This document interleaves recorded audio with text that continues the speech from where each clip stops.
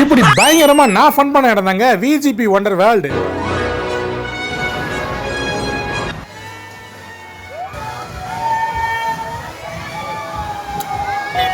இதில் அடல்ட்ஸ் மட்டும் இல்லாமல் சில்ட்ரன்ஸ்க்கான கேம்ஸ் எல்லாமே பக்காவாக வச்சுருக்காங்க.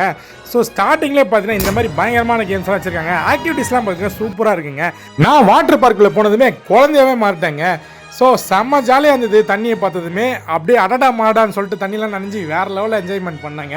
அதில் ஜம்பிங் டவர் போயிட்டு ட்ராம்பலின் பார்க் போயிட்டோம். அங்கே போனதுமே என்னை மேலேருந்து டமால்னு கீழே போட்டு விட்டாங்க.